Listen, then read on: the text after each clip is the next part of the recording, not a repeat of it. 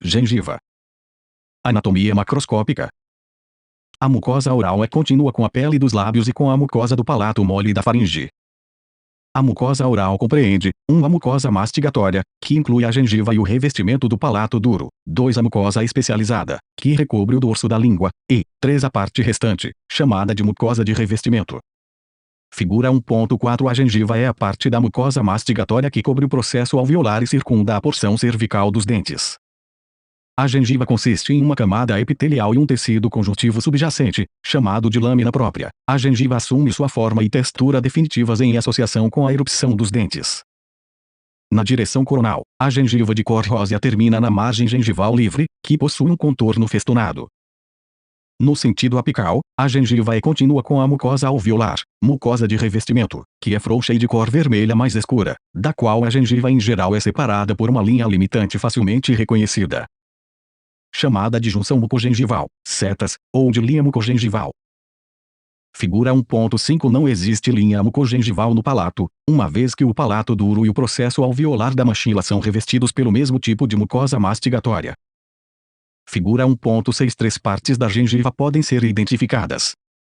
A gengiva livre, FG, do inglês, free gingiva. A gengiva interdental, a gengiva inserida, AG, do inglês, attached gengiva.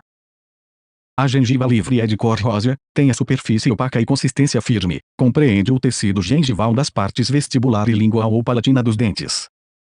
Pelos lados vestibular e lingual dos dentes, a gengiva livre estende-se a partir da margem gengival, no sentido apical, até o sulco gengival livre, que está localizado em um nível correspondente à junção cemento.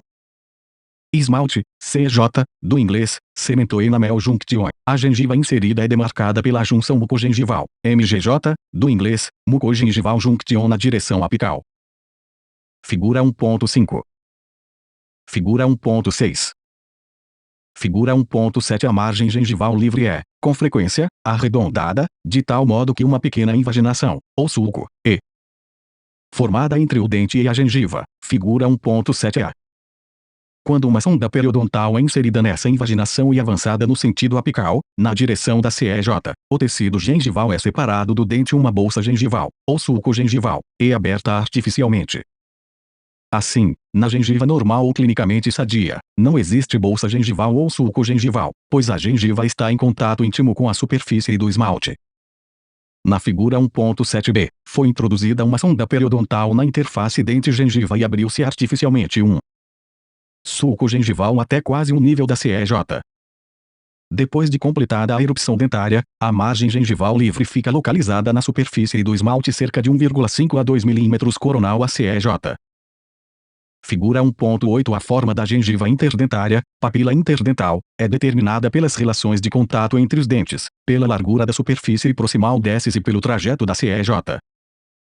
Nas regiões anteriores da dentição, a papila interdental tem formato piramidal, figura 1.8b, enquanto, nas regiões molares, as papilas são mais achatadas no sentido vestibulolingual, figura 1.8a. Em virtude das papilas interdentais, a margem gengival livre apresenta um contorno festonado mais ou menos acentuado em toda a dentição.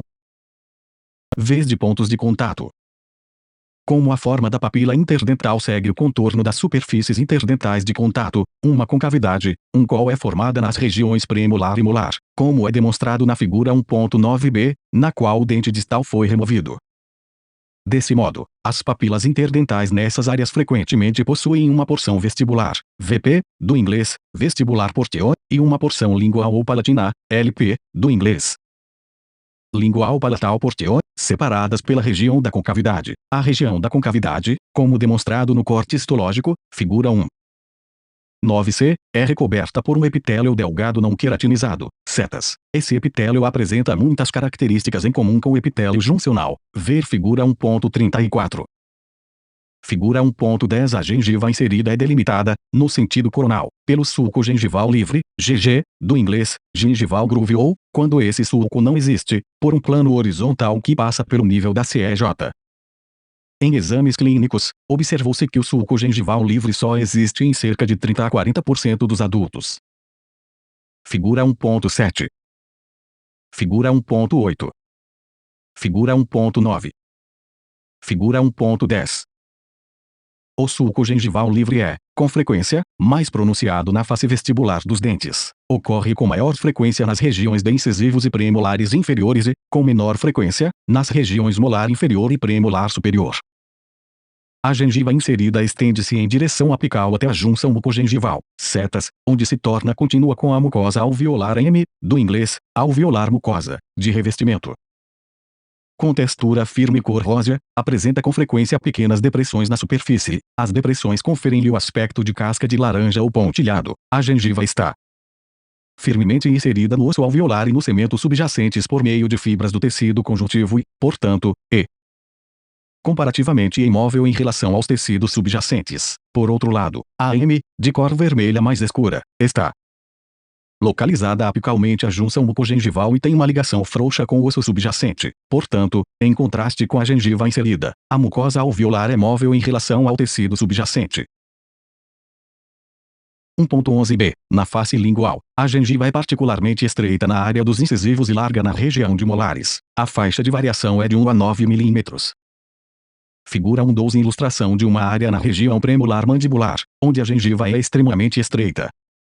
As setas indicam a localização da junção mucogengival. A mucosa apresenta-se corada com uma solução iodada para diferenciar de modo mais acurado a gengiva e a mucosa alveolar.